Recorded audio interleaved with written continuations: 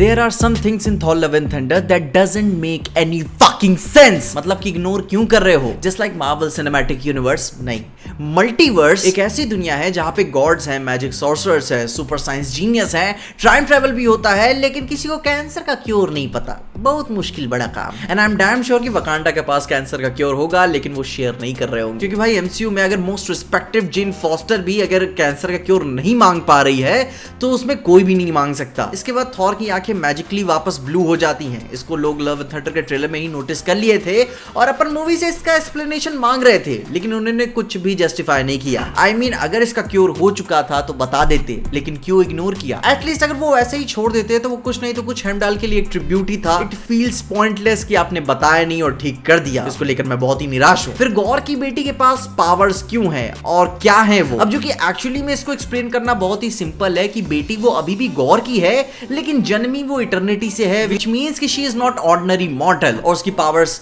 कभी एक्सप्लेन नहीं की गई। बस खैर फिर भी कोई बहुत ही बड़ी बात नहीं हो जाएगी। बड़ी बात यह है कि भाई एमसीयू में वल्हला की एलिजिबिलिटी क्राइटेरिया क्या है, क्योंकि एमसीयू में वल्हला में जाना एज गार्डियंस के लिए रिजर्व था और मिडगार्ड वाले इसके लिए क्वालिफाइड नहीं है। लेकिन इसके बाद भी पिक्चर अपन को नहीं समझाएगी, अपन को खुद ही समझना होगा कि जेन का माइटी थॉर बनने के बाद देवीकरण हो गया है, जिसके नतीजन वल्हला में उसने अपनी जगह बना ली। इसी के साथ एक बहुत ही फनी सा डिटेल है कि कॉक के पेरेंट्स को लेकर लव एंड थंडर में उसने बोला था कि भाई उसके 2 बाप हैं, मगर वहीं रैग्नारॉक में उसने क्लियरली स्टेट किया था कि उसकी माँ और उसके बॉयफ्रेंड से वो हेट करता है।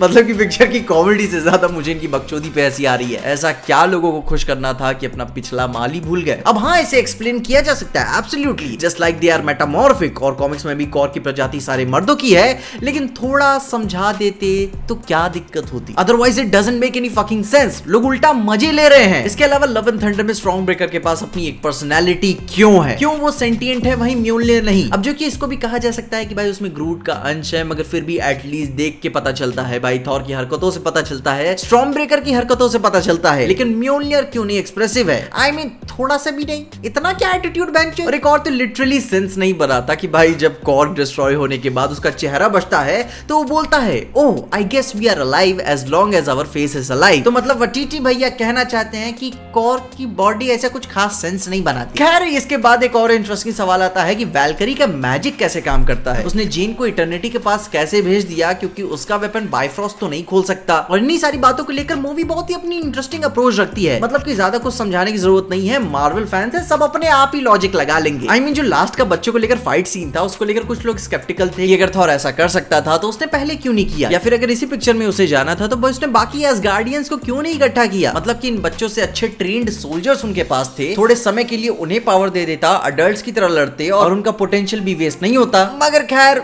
ये तो जनता सोचती है, हमारे तुम्हारे सोचने से कुछ नहीं होता।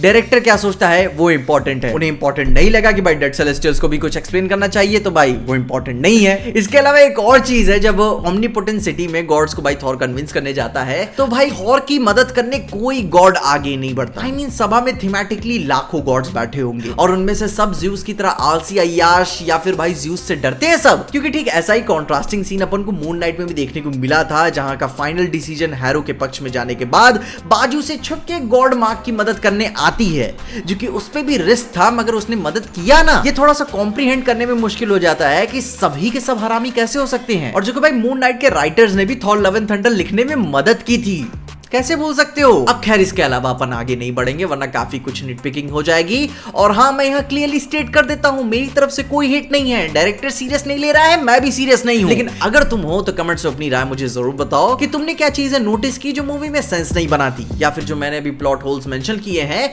अगर उनके तुम्हें आंसर्स पता है तो शालीनता पूर्वक अपने तर्क मुझे कमेंट से जरूर बताइएगा। और इन्हीं सारी बातों के साथ साथ डीसी की ब्लैक एडम को भी मत भूल जाना। काफी दिनों पहले मैंने एक वीडियो बनाई थी, तो उसे चेकआउट करना मत भूलना और अपनी ओपिनियंस मुझ पे मुझे जरूर बताना। और देखते रहिए टीजे एक्सप्लेन।